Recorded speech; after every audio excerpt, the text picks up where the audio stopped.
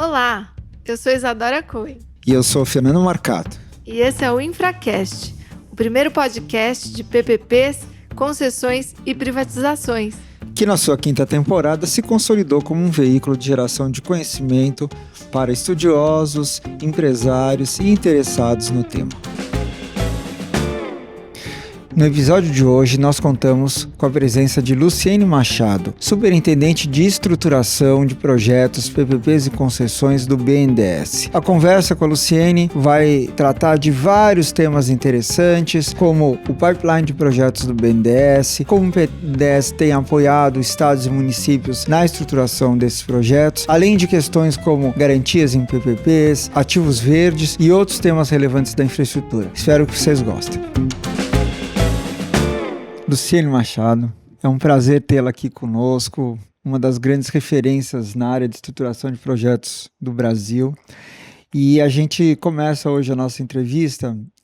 Você representa o BNDES, que historicamente desempenhou um papel não só no financiamento, que é a parte mais conhecida do BNDES, mas na estruturação de projetos de parcerias, né? Isso remonta, na verdade, à década de 90, 2000, que o BNDES participou de um conjunto de privatizações lá atrás, e um capítulo também que eu acho que as pessoas esquecem, a importância do BNDES na EBP, a Estruturadora Brasileira de Projetos, que talvez tenha sido uma das principais iniciativas de melhorar a qualidade da estruturação. Outro dia encontrei o Elcio Tokeshi no café, a gente lembrou disso, né?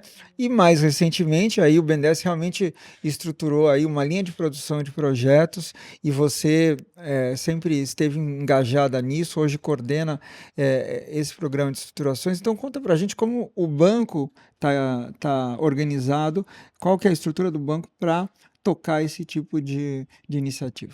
Maravilha, Fernando, para mim, assim, uma honra estar aqui, né?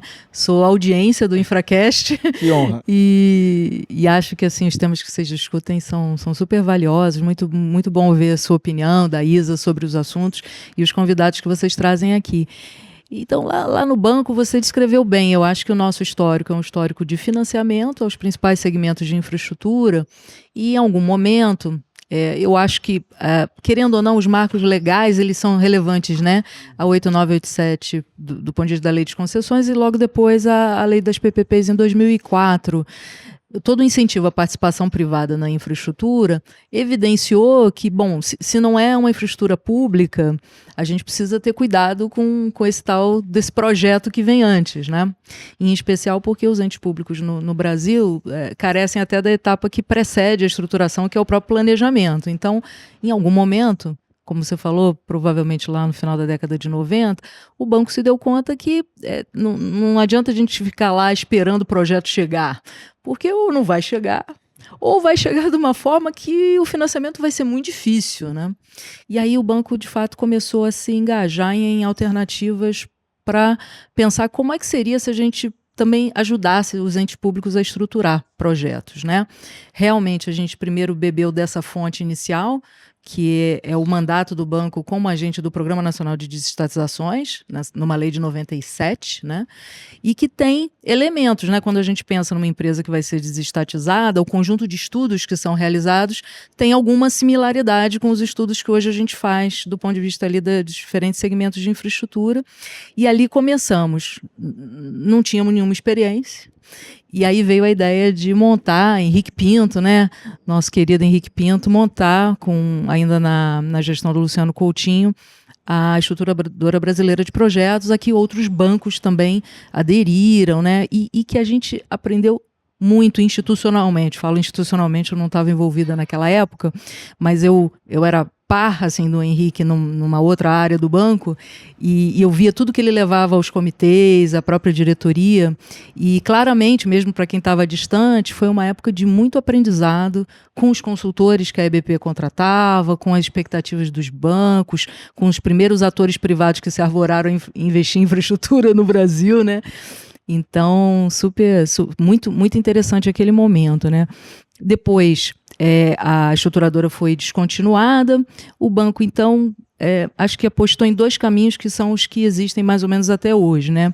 Uma via própria, uma fábrica de projetos interna, como você falou, e essa fábrica, caramba, aumentou muito de tamanho e diversidade, acho que depois a gente até fala mais sobre isso. E uma outra via de parceria com o BID e com o Banco Mundial via AFC, no que hoje a gente chama de PSP Infra. Essa facility de estruturação de projetos que hoje tem também, né, segue com uma carteira importante e onde a gente participa em alguns projetos, inclusive com equipe própria, né, para junto com o time do AFC e dos consultores contratados em cada caso, também agregar um pouco, aprender muito, né, tem outros segmentos, outras formas de abordar, e hoje, 2025, são as 2 formas básicas pelas quais o banco atua, diretamente, e claro, sempre contratando consultores ali nos nossos 3 pilares, né, de negócios, jurídico e econômico-financeiro, PMO, ou por intermédio dessa facility com os 2 multilaterais. Então, assim, uma atuação bem grande e sempre com aquele viés, né, de como a gente não quer ser o estruturador da República, né, não existe isso, né, a gente também tem que pensar que tipo de projeto, porte de projeto, complexidade de projeto tem a ver com o Banco Nacional de Desenvolvimento. A gente não quer ser ruído, a gente não quer ser um problema na gestão, né, em especial ali para os subnacionais. Então, a gente vai estar, no mais das vezes, focado em projetos de maior porte, maior complexidade. Em geral, projetos assim também geram investimentos mais importantes à frente, onde o próprio BNDES será um dos financiadores. Então, acho que o que evoluiu também ao longo do tempo foi essa percepção interna de que os negócios são complementares, né? De que a estruturação nutre o financiamento de bons projetos, o financiamento traz lições aprendidas de projetos modelados por nós ou por qualquer um, né? Mas que orienta olha, na próxima estruturação, pensa sobre esses aspectos porque eles não foram bem resolvidos e aí o financiador está com um problema aqui, né? E você falou de tamanho de projeto, tipo de projeto. Hoje, eu na verdade, me lembro de ter sido cliente de vocês no projeto do metrô de BH, né? A CBTU. Hoje vocês assessoram também, ou atuam também com o PPI. Então, vocês têm projetos federais, projetos estaduais, claramente, e municipais. Vocês têm alguma atuação, ou isso está ficando mais para a Caixa, Banco do Brasil? Como que está essa divisão? A gente tem projetos nas 3 esferas. Então, do ponto de vista da União, a gente tem projetos dentro do PND, como foi a CBTU, né? Praça de BH, e a gente agora está evoluindo na Praça de Recife. Demais. Vamos ver se Recife... Em relação às outras praças, a gente também está evoluindo, mas acho que ali numa percepção melhor de qual é o modal que atende aquela demanda, né? O que não era uma discussão lá em BH, né? Manter o sistema metroviário era uma decisão, e no caso de Recife nos parece que também é uma premissa. Mas, então, no plano federal a gente atua, né? Como agente do PND e em outras frentes que o governo nos demanda, né? Também de responsabilidade federal, vou te citar um exemplo. Hoje o banco está estruturando uma PPP do INCA, né? Que é o Instituto Nacional do Câncer, lá no Rio de Janeiro. O Instituto tem uma série de áreas operacionais meio difusas, né, na cidade.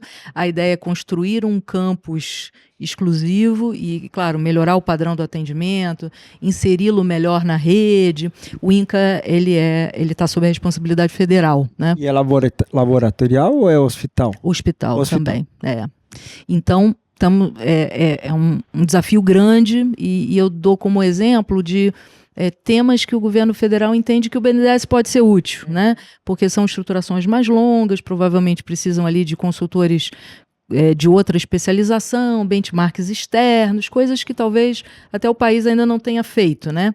E a gente, como órgão federal, possa ter o tempo necessário para isso, né? Mas no plano federal é isso. Agora, a maior parte dos nossos clientes hoje, mais ou menos 48%, 49%, dos 140 projetos que hoje estão em estruturação são estaduais.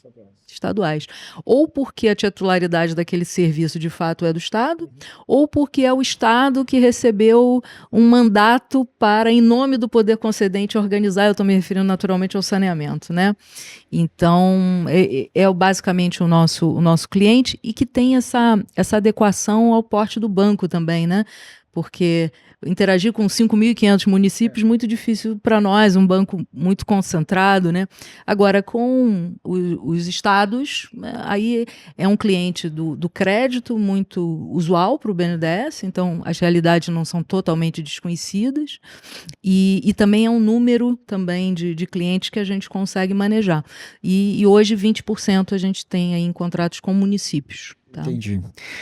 Você falou bastante do crédito e esse é sempre um desafio, porque o pessoal fala, poxa, o BNDES estruturou, então ele vai financiar com certeza, né?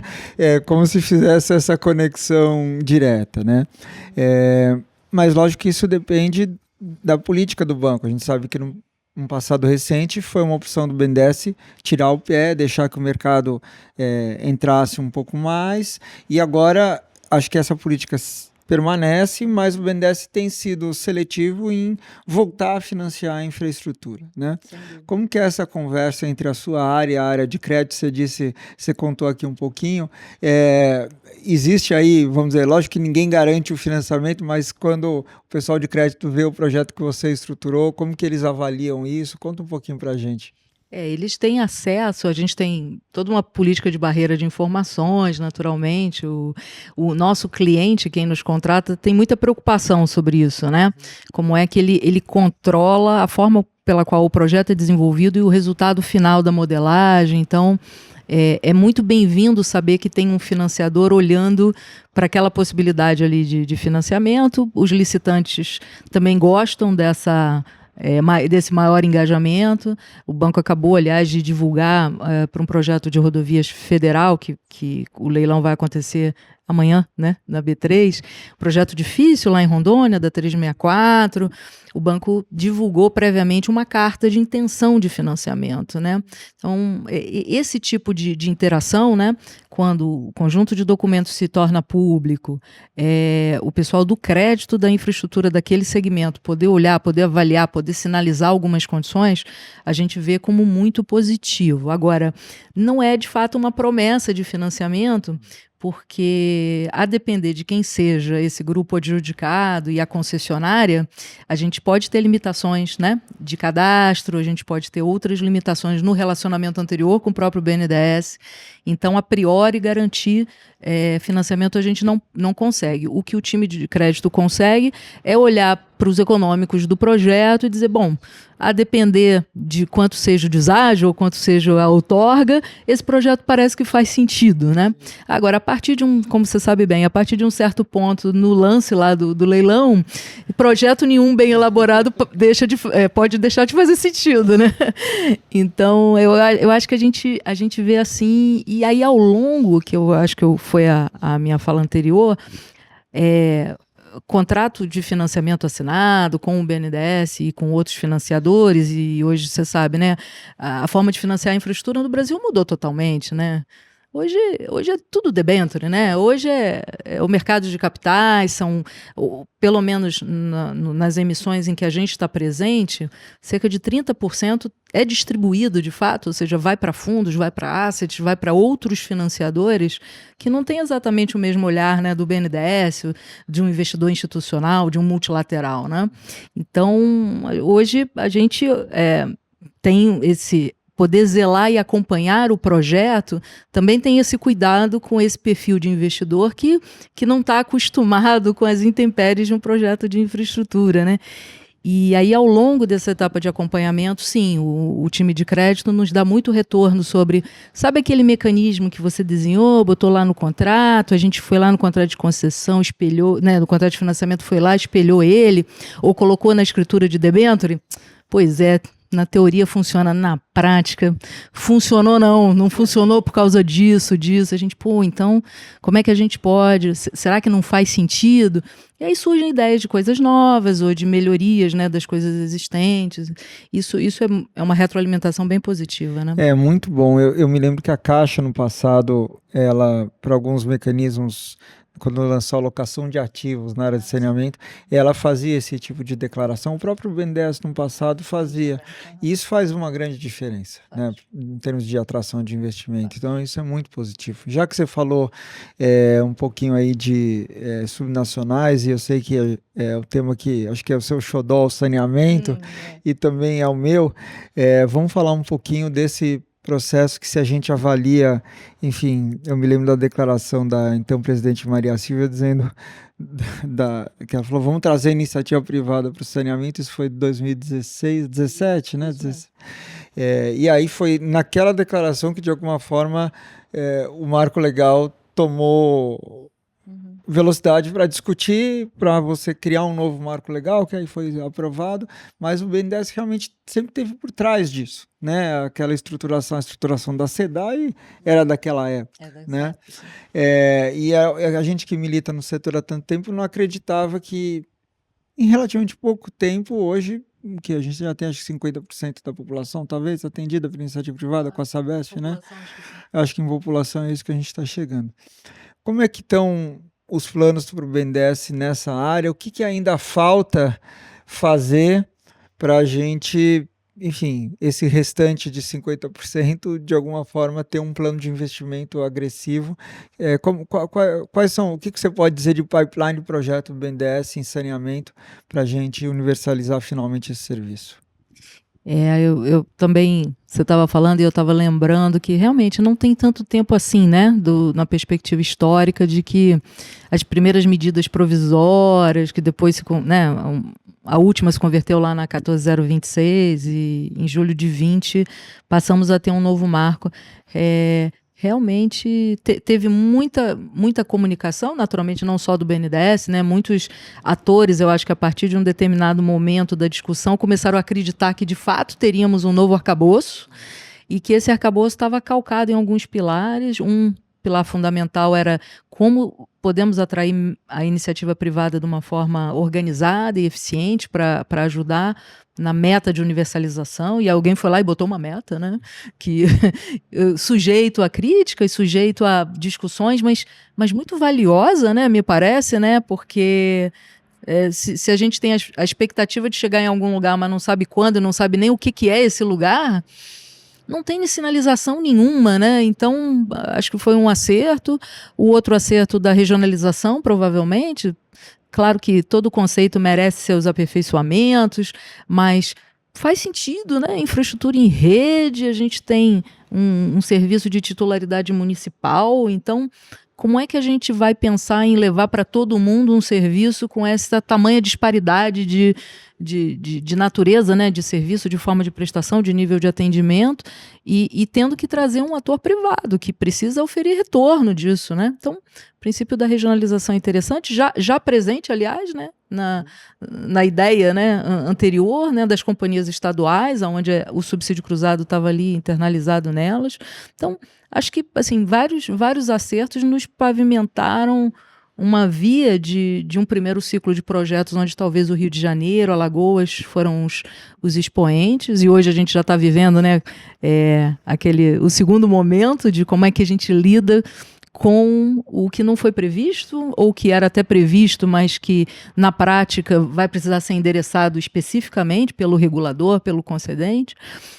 Mas um segundo ciclo de projetos, aí a gente pensou, a partir de 21, 22, em focar, dada a nossa capacidade, né, a nossa estrutura, que é limitada, aonde estavam os maiores déficits, né? Por isso a gente foi abordar os estados do Norte e do Nordeste, os que ainda não tinham se mobilizado nessa direção. E aí, dessa vez, a gente contava com alguns exemplos, né? Olha, foi possível em Alagoas, foi possível no Amapá. Então, por que não é possível no Pará, não é possível na Paraíba, enfim. E hoje esse segundo ciclo, como você me perguntou, ele é basicamente de estados do Norte e Nordeste, né? No Norte, o Pará e Rondônia, E no Nordeste, Paraíba, Rio Grande do Norte, a gente avançou bastante com a Bahia, estamos esperando para ver se a gente consegue dar os próximos passos, mas Pernambuco e Maranhão, né? Então, nesse interim também, outros consultores assessoraram o estado do Piauí e também já temos lá um modelo. Então, acho que a gente... Sergipe, o leilão do ano passado, o estado também... Isso aqui é muito interessante, né, Fernando? Você também, poxa, já viveu diferentes realidades, tanto políticas quanto objetivas ali do serviço, né?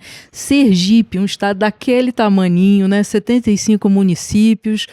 E aí você vai, modela, e alguém quer fazer um paralelo entre o Sergipe e o Pará, por exemplo.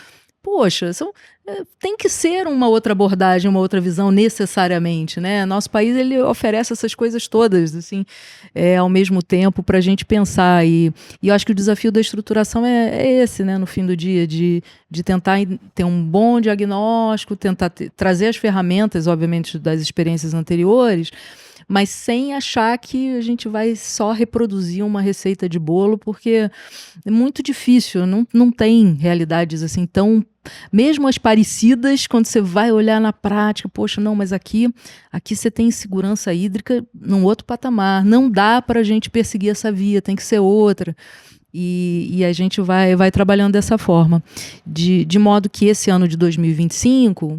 Nosso planejamento é de pelo menos 3 grandes leilões, né? O Pará, que está marcado agora dia 11 de abril, mais para o meio do ano Pernambuco, a gente também está contratado pelo Estado para olhar o Estado todo, né? São 2 grandes micro-regiões lá, e um pouco mais para frente Rondônia, Rondônia é um estado menor, né?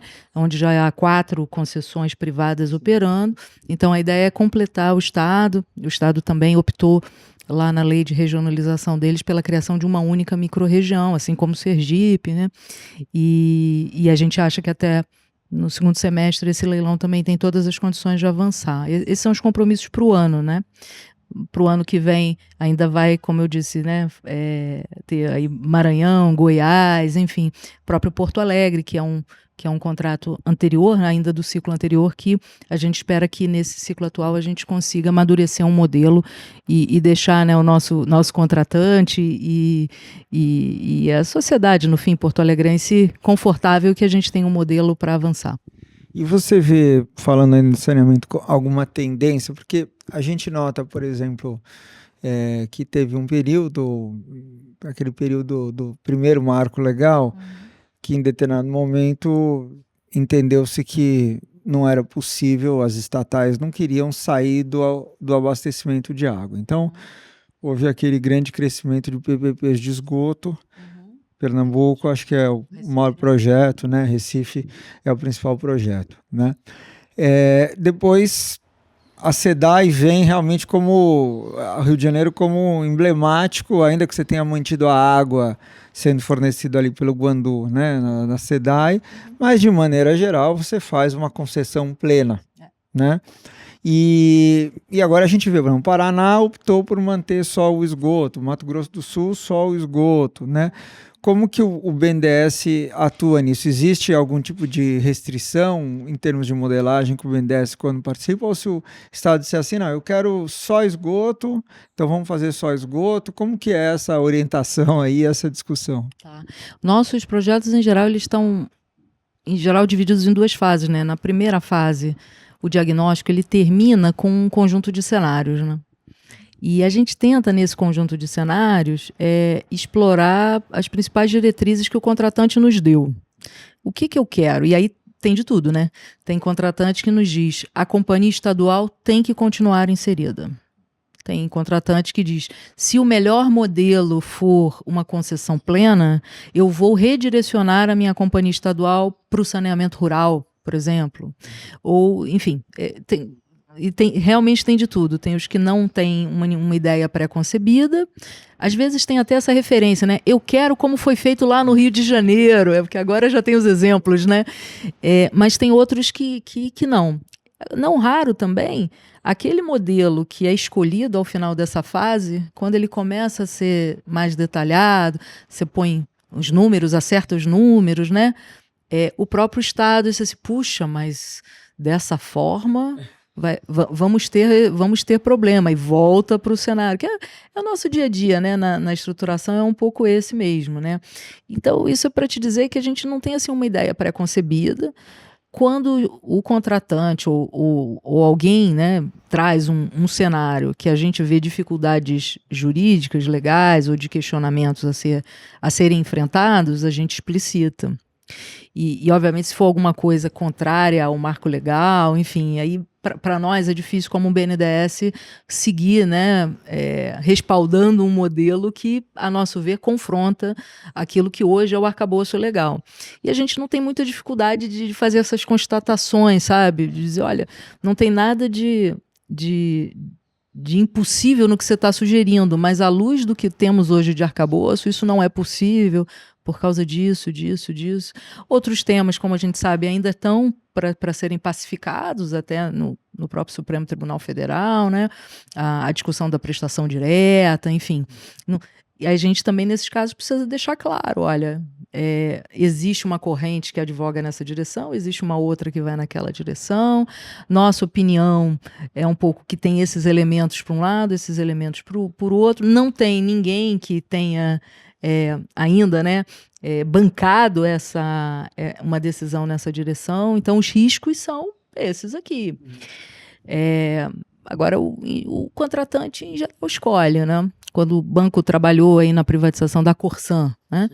O governador do estado do Rio Grande do Sul trouxe esse como o modelo. O banco não trabalhou ou estudou qualquer outro modelo porque o contratante definiu que aquele era o modelo, né? Lá no Rio Grande do Norte é uma PPP de esgoto em 48 municípios que tem os contratos vigentes hoje com a companhia estadual, e a contratação do BNDES veio nessa direção, né? Não veio... Estude qual é a melhor forma, não. Estude uma PPP de esgoto com esse escopo. E é o que nós estamos fazendo, né? Claro. No final são seus clientes, né? No final são nossos clientes, Um ponto que chama atenção no setor de infraestrutura é que, lógico, o Brasil talvez seja, acho que é o país com o maior número de projetos de concessão ou de pipeline, né? Dizem que quando a gente pega os números do Banco Mundial, certamente, se não o principal, mas entre os 3 maiores do mundo, né?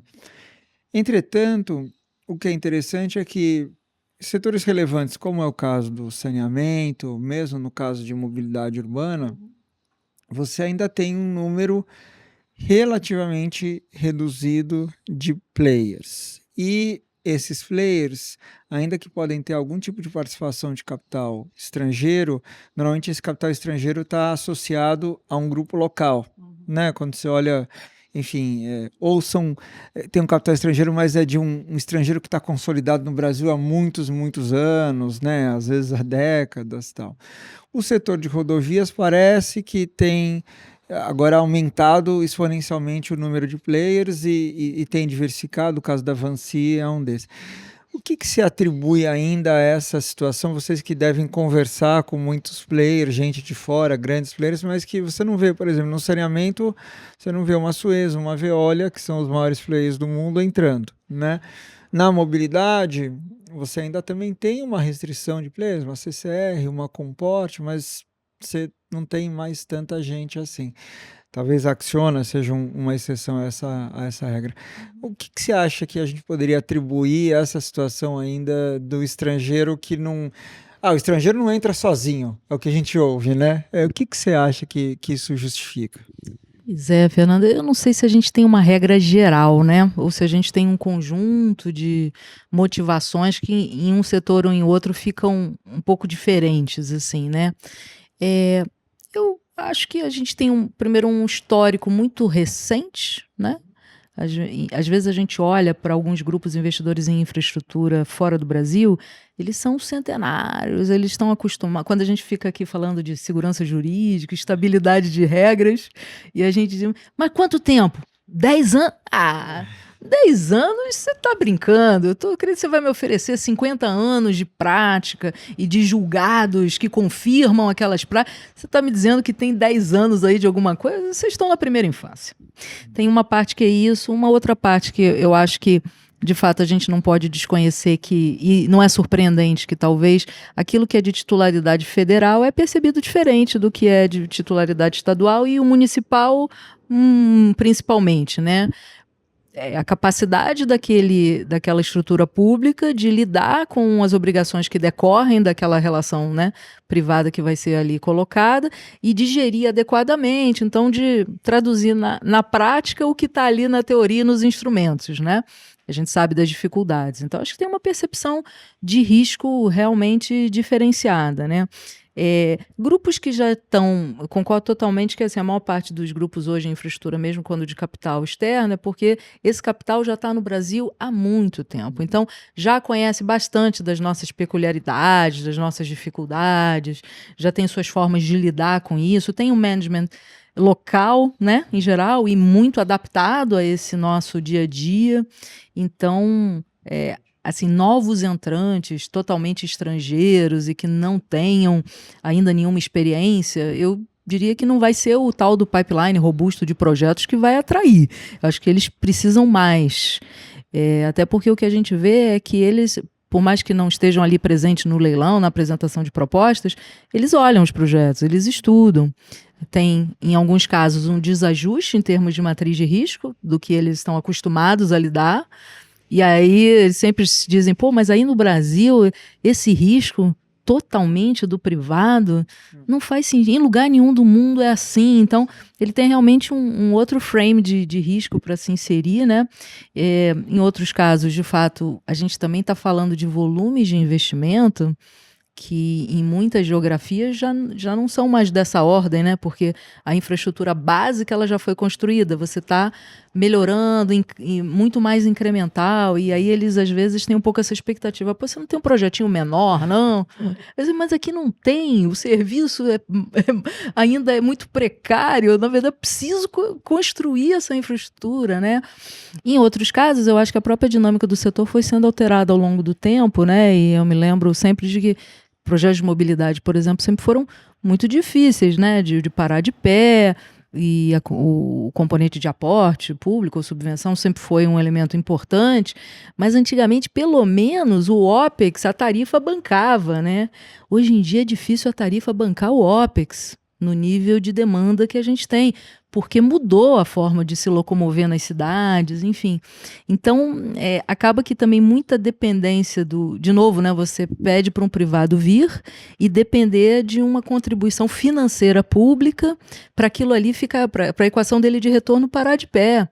Num país que a gente carece de um comprometimento orçamentário plurianual, né? Como é que você garante para o privado que o que vai além desse ano em termos de compromisso orçamentário vai ser de fato cumprido, né? Então, quando a gente olha os diferentes setores, eu vejo assim, um conjunto ali de explicações e quando esse movimento acaba acontecendo, eu vejo um pouco isso, ou são plataformas, né, de investimento e ali eles se juntam com outros atores com uma pegada mais local, ou eles de fato vão se associar ativo a ativo com gente mais aqui, né, da nossa realidade para poder fazer esse filtro, para poder tomar determinados riscos que para esse capital é mais difícil, enfim, um conjunto de coisas, né? Às vezes até do ponto de vista da própria financiabilidade dos projetos, tem expectativas muito diferentes, né? Porque as práticas no exterior são muito, em especial, né? Enfim, própria realidade americana, britânica, enfim, europeia de forma geral, é muito diferente, né, na abordagem do financiamento aos projetos, então é natural que esses grupos, quando aqui, né, chegam ou participam dessas negociações, tenham a expectativa de que a gente tenha equações parecidas e muitas vezes a gente não tem, né? Então, são muitas novidades, de fato, e agora, falta de interesse é que eu não consigo dizer porque pelo menos nos projetos que a gente faz, aí, os roadshows, em geral, mesmo quem nunca apresentou uma proposta vai lá, você vê que engajou um consultor de engenharia, engajou um legal para fazer lá um pente fino na documentação, traz contribuições, mas aí quando chega o dia de apresentar a proposta, não, a gente decidiu que ainda não é hora, enfim. Por outro lado, você falando, às vezes é um pouquinho também nosso complexo de virar lata, porque você imaginar o tamanho do nosso mercado e os players locais, às vezes quem vem de fora fala assim, eu vou pegar um projeto desse tamanho, com players tão robustos que têm condições de dar conta, será que vale a pena eu estudar, gastar milhões e entrar? Às vezes também tem isso, né? Assim, às vezes ele prefere ir para um paizinho menor, que às vezes fala a língua dele, porque ele tem uma influência colonial, né? Tudo isso faz diferença, Isso né? faz diferença, né? Você vê o cara, diferença. sei lá, uma França que tem às vezes colônias, né? Uma Espanha e tal. E às vezes isso faz diferença. Então, às vezes também é um pouco, realmente, porque o nosso tamanho é grande e tem players que dão conta, felizmente, né? Do recado. Experiências anteriores mal sucedidas no país, né? Isso também às vezes conta. Às vezes, né? Você abordar alguém que, mesmo não aquela empresa, mas o concorrente direto dela no exterior, teve uma experiência mal sucedida aqui, você vê que aquilo gera um trauma, um mal-estar que demora um certo tempo para ser tratado, mas concordo, a gente não está falando hoje de grupos de infraestrutura de 20, 25 anos atrás. Hoje, de fato, tem barreiras à entrada, né? Exato. Que não são boas barreiras, vamos dizer assim, a gente robusta, né? E que de fato vem executando e vem se profissionalizando cada vez mais, vem lidando com os problemas reais, né? Então, realmente, olhar e ver e dizer assim, esse ativo é para a empresa tal, né? Tem tudo a ver. Tem tudo a ver. Por que eu vou gastar? Porque, de fato, para estudar bem um projeto precisa botar dinheiro, né? Muito dinheiro, né? Então, é isso mesmo. Agora, você comentou um tema das garantias. Né? Esse é um tema que a gente, quando começou a falar em PPPs, esse era o grande tema. Todo mundo era garantia. E, aos poucos, isso... não sei se foi se acomodando, mas dependendo do projeto, isso ainda é uma questão. Você falou de infraestrutura social, certamente será, né? No saneamento, eu acho que quando você fala de concessões parciais, isso também é uma questão, né? Quando eu tenho esgoto ou PPPs, assim, isso também é uma questão. E a gente sabe até de exemplos que são relativamente recentes, de contratos que estão se encerrando, e você tem um problema de pagamento de indenizações e questões assim, que aquele fundo garantidor, aquela estrutura de garantia deveria servir, mas que não está servindo. Como que o banco tem lidado com essas estruturações e você, no seu olhar aí nacional, como que você vê esse tema das garantias? Você acha que isso está pacificado? A gente tem boas estruturas? Quais têm sido as principais estruturas de garantia para pagamento? No caso das PPPs, eu acho que continua sendo um tema, né? Continua sendo um tema bem relevante, eu diria, né? Nos projetos que a gente atua, acaba que a conta-prestação resultante, porque ela precisa remunerar um CAPEX relevante, também são fluxos importantes ali que oneram o orçamento daquele ente durante muitos anos. Então, para nós, a questão de garantias, acho que dificilmente ela vai deixar de ser uma questão, né?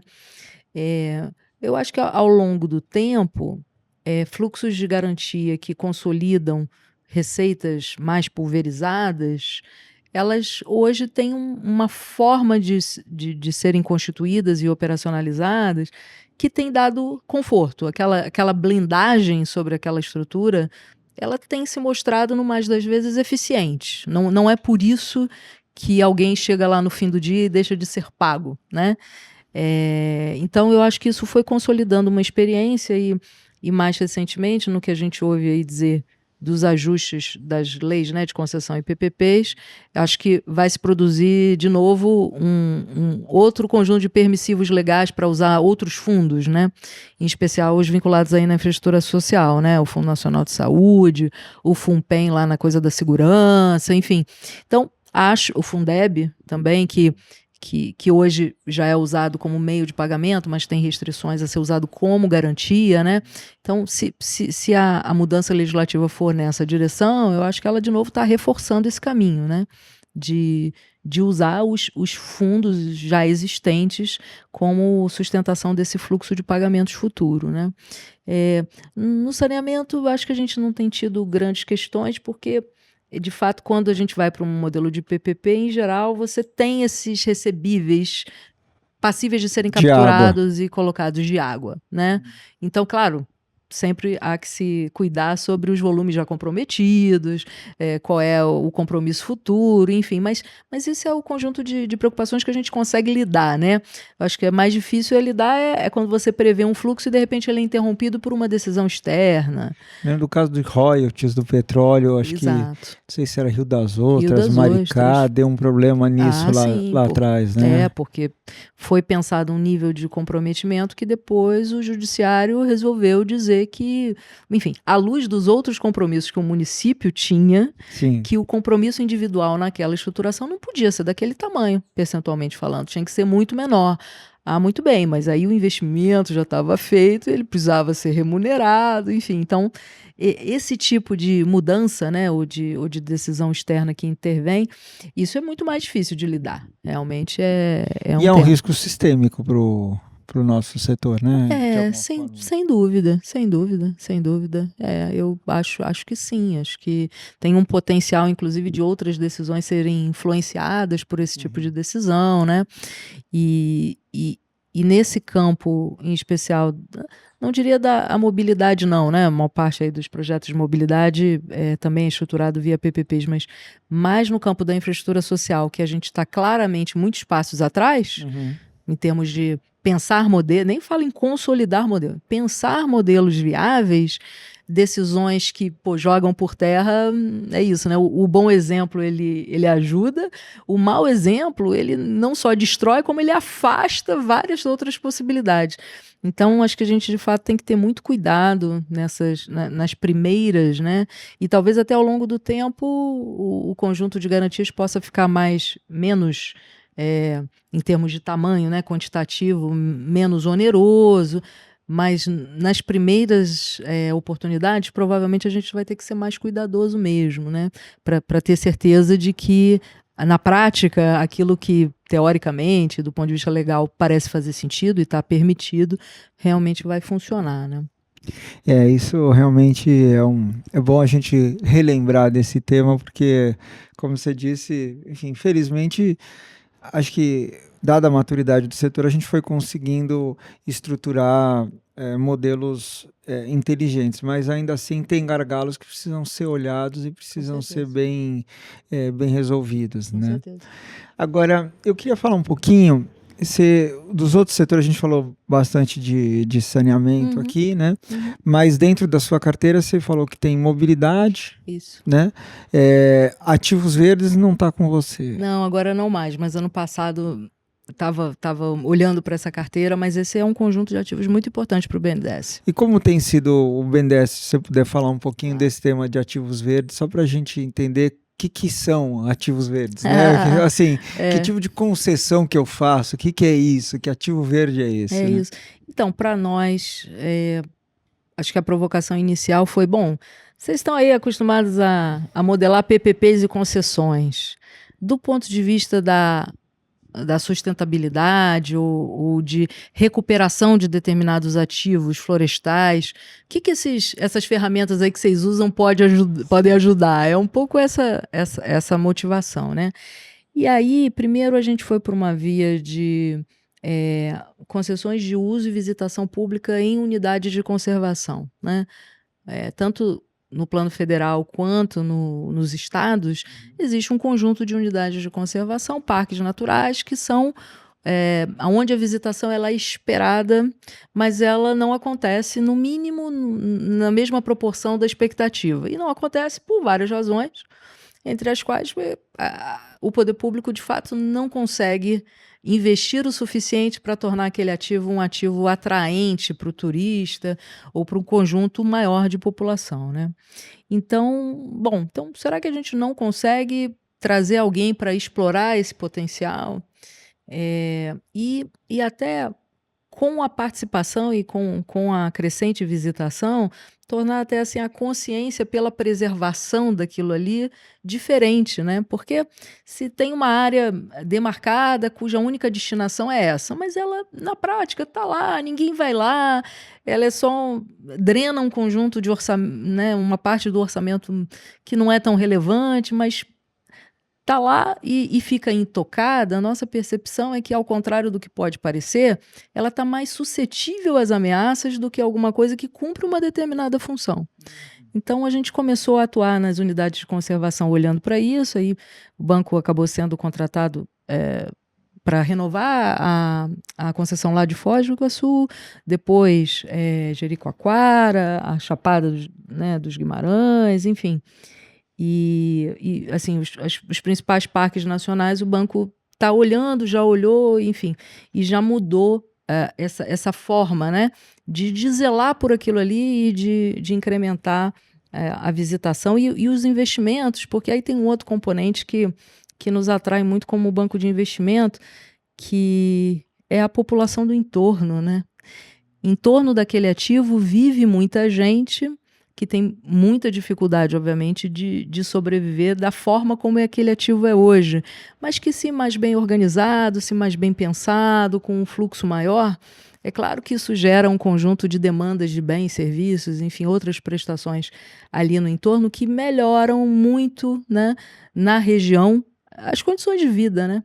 Então, também, será que a pergunta, será que esses projetos ou essas concessões conseguem gerar algum compromisso de investimento que melhore a qualidade de vida dessa população? Em geral dá, né? Então, acho que a gente foi por essa via.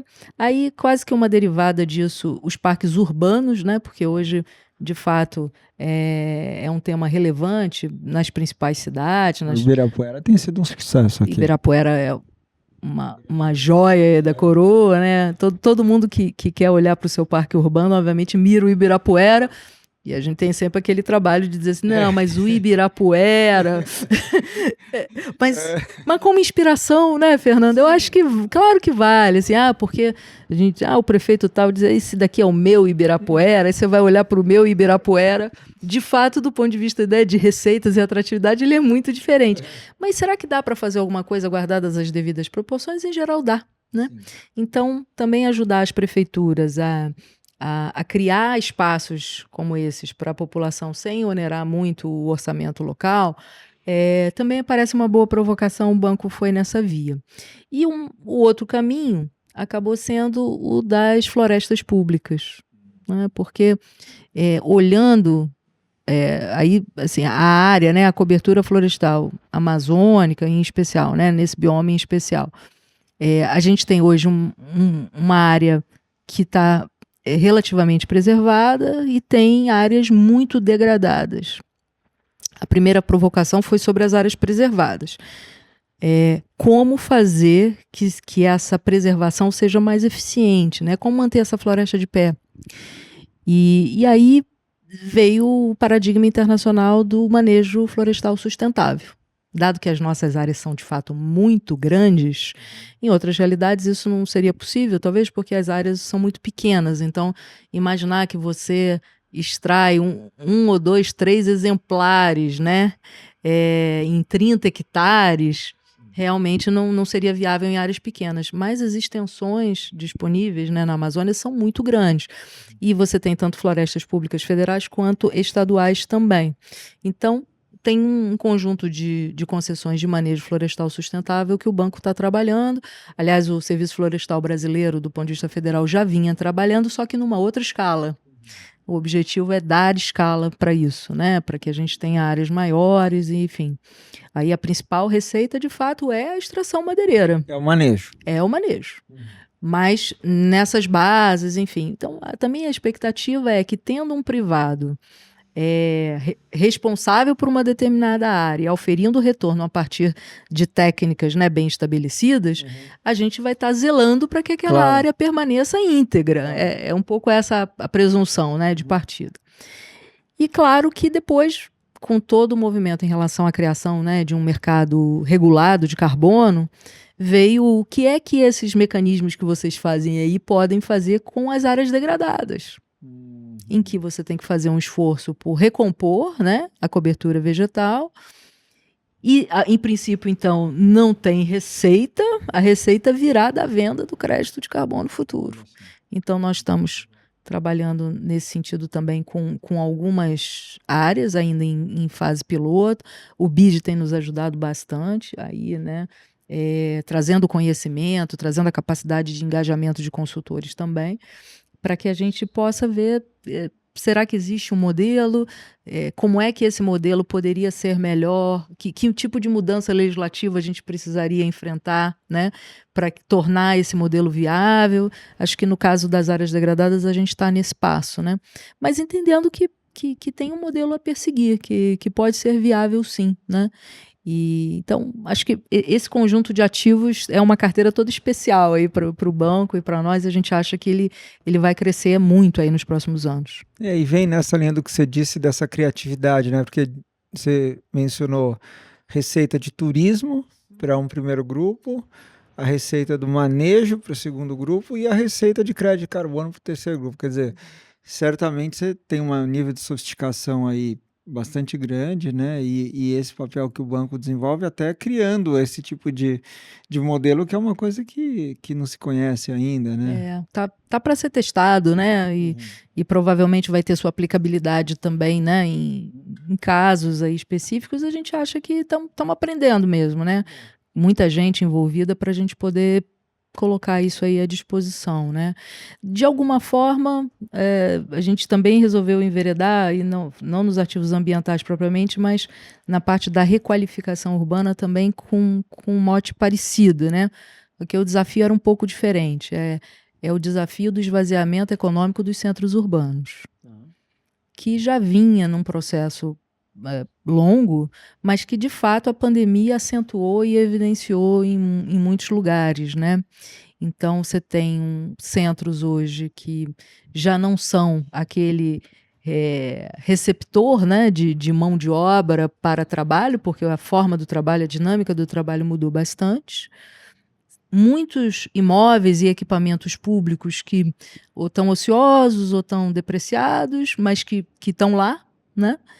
E então estruturas imensas, onde até se colocou, né, algum tipo de prestação de serviço público associado, dado que você tinha aquele fluxo de pessoas diário, que hoje também já não se justifica mais, enfim. Então, acho que os principais centros de cidade, não só capitais, né, no Brasil, enfrentam nesse nível de generalidade as mesmas questões. Então, a gente começou lá pelo município do Rio, né, estamos lá, né, no centro do Rio, fazendo um master plan da região, tentando entender que espaços de ocupação são esses que hoje estão esvaziados, que imóveis públicos são esses que hoje não prestam a sua função finalística, são um ônus para o poder público de alguma forma, né, porque alguma manutenção, segurança é necessário manter ali, sem nenhum retorno, nem para o poder público, nem para a população. Que abordagem é essa que a gente pode fazer aqui para poder tentar dar outra ocupação, outra finalidade para aqueles espaços, né? E aí se destacam logo a habitação de interesse social, né? Acabou um pouco aquela ideia de deixa a população morar onde ela quiser, a gente vai gastar bilhões de reais na mobilidade para trazê-los para algum lugar. Isso não é mais assim hoje, né? Então, isso não é assim. Hoje você tem um centro que era basicamente de trabalho, de negócios, mas onde um conjunto de serviços está disponível, por que não? E aí a maior parte dos programas em várias cidades do Brasil, inclusive, chamam-se morar no centro, né? Porque para um conjunto de população, aquilo ali é uma opção viável, a um custo viável, com acessibilidade em relação aos seus espaços de trabalho, e aonde serviços básicos, em geral, estão mais disponíveis, claro, do que em outros lugares muito mais distantes, né?